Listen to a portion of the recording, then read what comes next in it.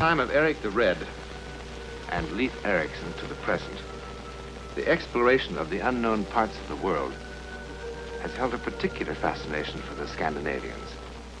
The Vikings visited China centuries before Marco Polo, and Leif Erikson set foot in the New World quite a long time before Columbus. And the name Amundsen is an important part in the history of polar exploration. All brave men who venture into uncharted waters or who cross unmapped lands, sooner or later, make this discovery. There are two worlds. The known world, which can be mapped and charted, and that other world, which lies just beyond the map makers. Our story begins here in the home of Felix Borgner, geography teacher.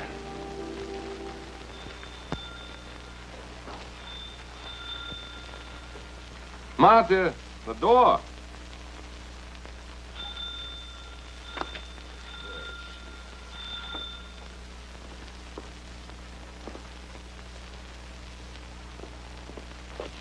Yes?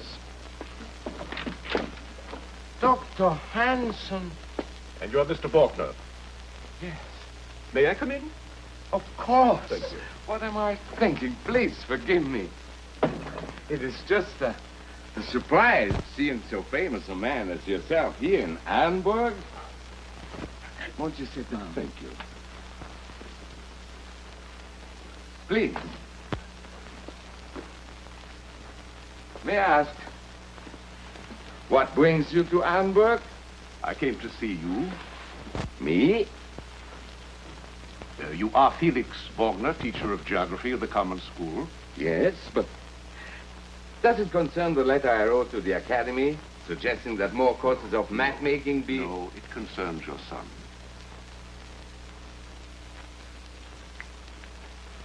I have no son. He's dead. Yes, Eric is dead. You know his name? I knew him, Mr. Borgner. You... Felix, was that the bell? I was sweeping the carpet. Oh. May I introduce you to my wife, Mrs. Borgner? This is Dr. Hansen. The Dr. Hansen? Yes. Oh. Does that distress you? No, it's only that my boy, my Eric, oh, he idolized you so. If he could have seen you. He did. That is why I am here. Oh, but... Yes, but please go ahead, Dr. Hansen. May I smoke? Oh, yes, please do. Thank you.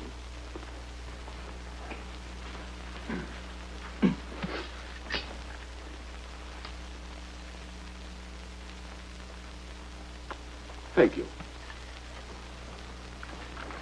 As you know, our expedition into the Sahara began disastrously. Our supplies were late in arriving, and as a result, we had difficulty in getting a guide because it was nearly the beginning of the sandstorm season. West of Arawan, the wind began to rise. Of the 10 in our party, 7 decided to return to our base. That left Professor Anderson, Gus Karpus, and myself. We had a native guide and a camel. We decided to press on toward Kifa. The next evening,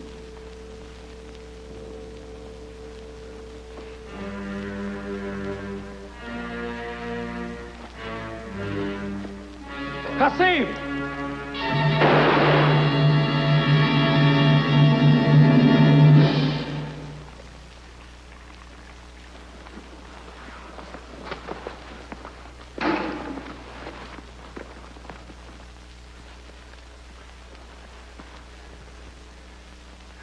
Yes.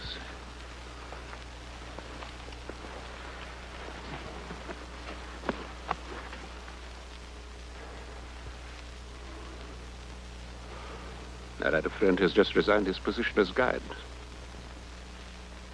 Why, Anderson? Why? Because he's a fool. I only meant to frighten. Likewise, our faithful camel. I hope you realize the position your bright young professors put us in now. Well, do you intend to stand here all night, Doctor?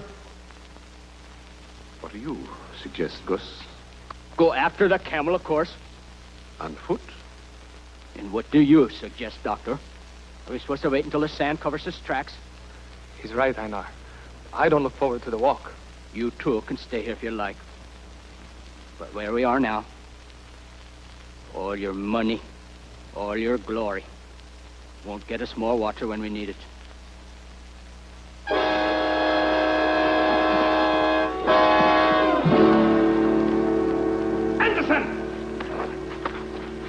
Stop it now!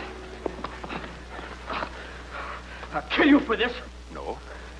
You will thank him. He saved your life. I'll take care of my own life. Once the sun came up, you would not last 3 hours without water. You should know that, Gus. So we wait here until we die, is that it? But we last longer because we're near the water bag. Is that it?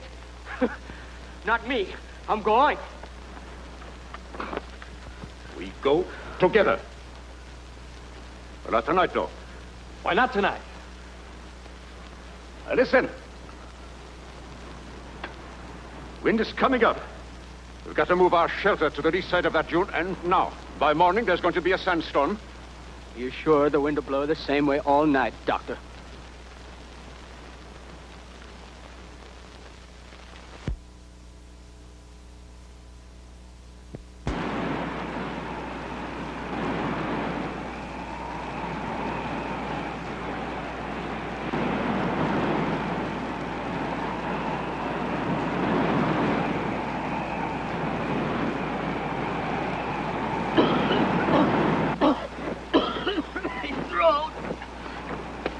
We haven't got water to waste. Who are you to tell me?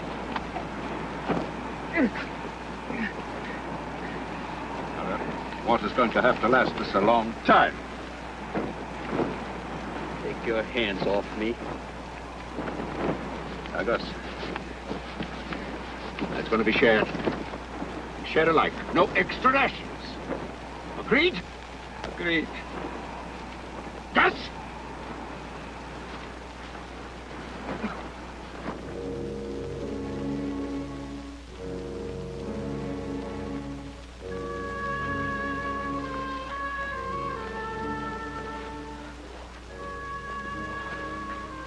Everything looks so different.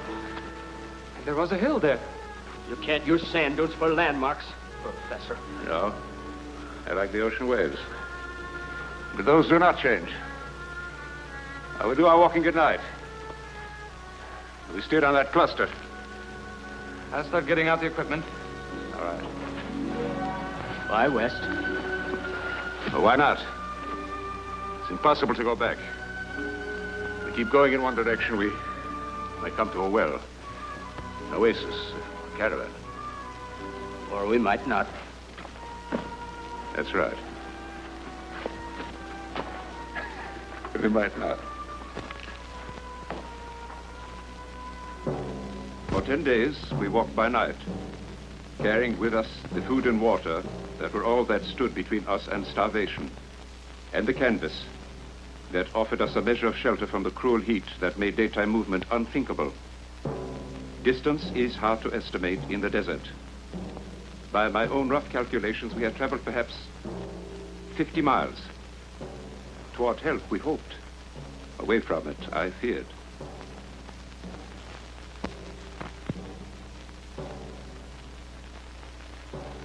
In any event, our situation was becoming worse. It was necessary to reduce the ration from 1 biscuit per day and a cup of water to 1/2 that amount. You were becoming weaker. Finally, just before dawn, on the 10th day. What are you stopping for? We've still got an hour before light. We're going to gamble that last hour. Gamble? On what? Shut up and he'll tell you. Don't talk to me. Be quiet, both of you. Got to get help. On top of a little rise. The fire can be seen for a mile. Been saving his ration box. It makes you think anybody will see it. For nothing. But it is possible. Caravan, another explorer. Even some nomadic native. And if this nomadic individual does see it, can you say for sure he'll come and investigate? No. But I can say for sure what will happen to us if he doesn't.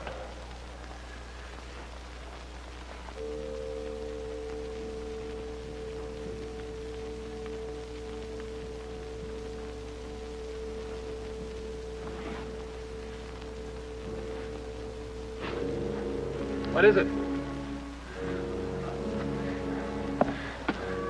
Look.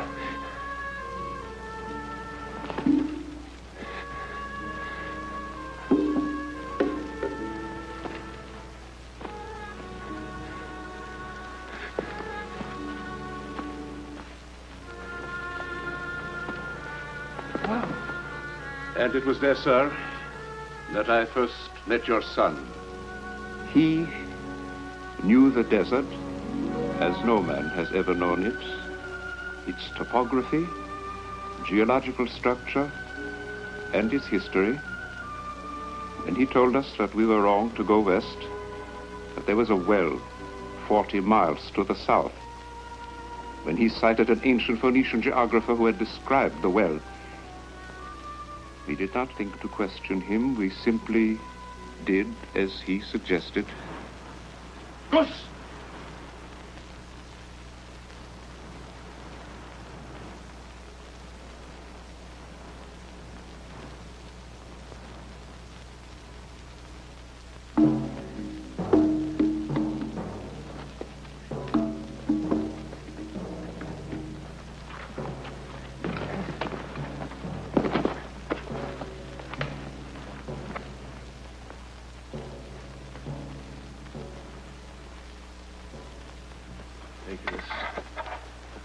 The star of the sun.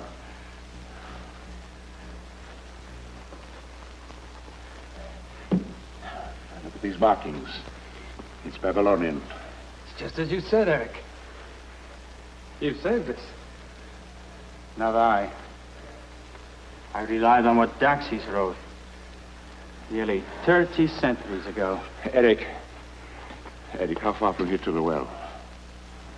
2 miles. 3, perhaps. Even in this heavy sand, we should make it by dawn. If we get started. Yeah. Gus! Come.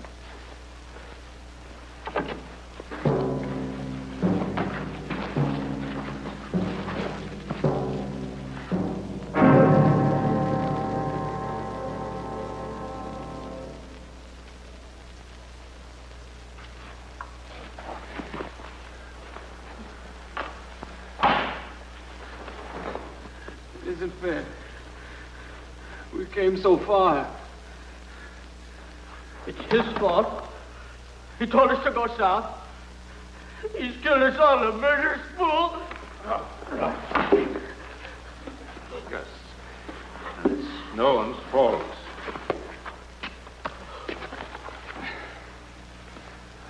Eric. Daxis came here from what he called the Lake of the Camels. So 3,000 years ago, there was a lake. There was also a well. And 500 years later, Herodotus spoke of the animal's watering place. If that lake lasted for 5 centuries, perhaps it lasted for 30 centuries. Where? Further south. How much further south? I don't know. Perhaps 60 miles. Perhaps 100. Perhaps 1,000. We need not give up. If we reduce the water ration. The water ration? It's reduced. I drank it. I drank almost all of it when you fools was holding your celebration at the tower. Why not? We was coming to the well. I was so dry inside. Why doesn't somebody say something? Why doesn't somebody say, too bad? It wasn't her fault. Bad luck. Bad luck. I'll find you more water. I'll find you more water. I'll find you more water. Gus. More water. Gus. I can hardly remember what followed. I knew we headed south again. On a ration of 1 ounce of water per man per day. In the end, it was Eric whose strength failed. You want some water? It's not time. Oh, please. Take mine. I had more than my share before. Your body doesn't remember that. Please. Don't make me waste my strength arguing. I want to talk to Dr. Hansen. Eric, I would like you to forgive me.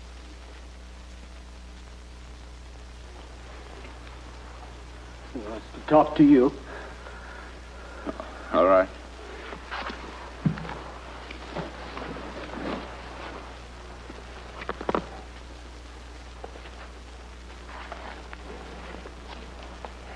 Doctor, in case I don't make it. You will. In case. The devil's body still has water. The map. Follow the map carefully. I will. Doctor, remember my name. I told you my father teaches geography in the village school of Orenburg. I would like to meet him someday. You will. Tell him what happened. We will. We all will. Including you, Eric. We'll go together. Perhaps, Doctor.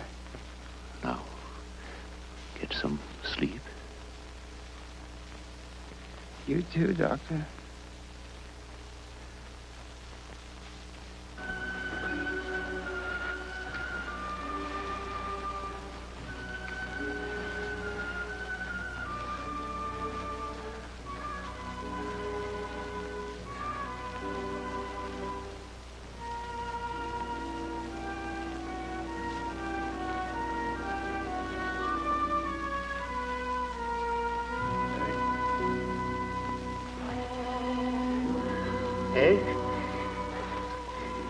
Gus Henderson. Stan. He was a boy, a man, rather, who did what he decided was right. He never reproached Gus, who drank the water that might have saved him. He might be here in Orenburg now, if... He is. He's alive. My son died last summer, September 9th, 1910, at the age of... How do you know the date? At the age of 22. You never laid eyes on my boy in his entire life. Do you think I'd make up a story like this? Felix, whatever this is, I believe he has told the truth. But how can it be possible? Perhaps some other boy who used Eric's name for some reason. Perhaps. But it wasn't Eric. This is our friend and Dr. Henrik Swanson. He brought Eric into this world. He took care of him all his short life. I want him to tell him, Henrik. From the beginning, the boy suffered from a spinal disorder.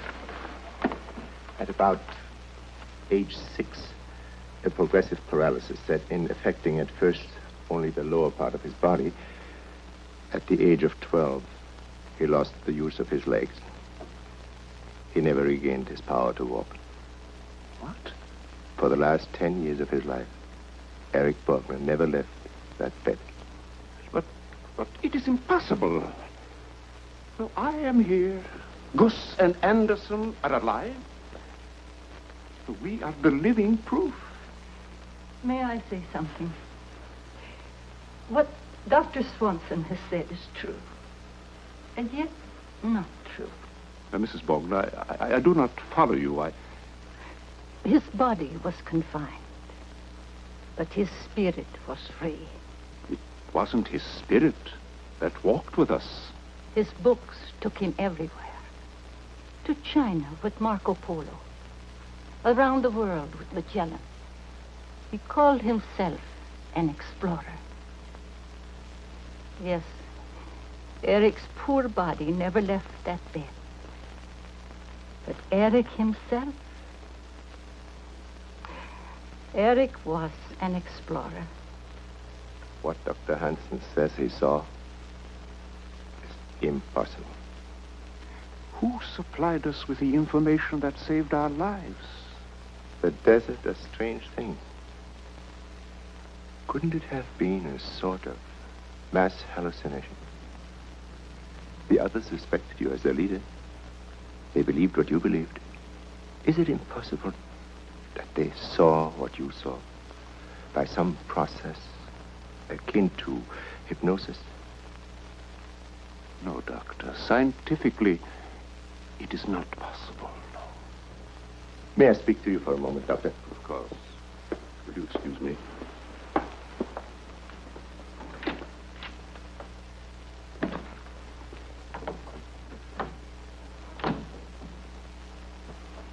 I am glad for you. What? Because in time you will be able to believe completely my explanation that it all was a mirage, after all. But what about me? I mean, you have answered something which has caused me many sleepless nights. Doctor, what do you mean? On the death certificate, I wrote natural causes. I dared not write on it what he really died of, because, well, it was medically impossible. Doctor, what did he die of? In this room, in this bed, with a pitcher of water beside him on this table. Eric died of dehydration. Thirst. Thirst. As though he were in the middle of a desert. Now, Doctor, is there a picture of the boy? Yes.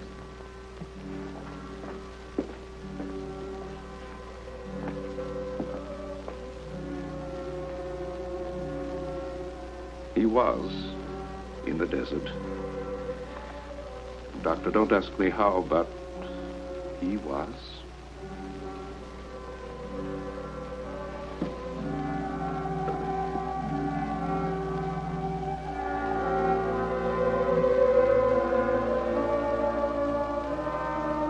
Perhaps the doctor's first theory was right. Perhaps Einar Hansen and his companions only imagined that which they said they saw. Mass hallucination, too much heat, hysteria, too little water. Perhaps.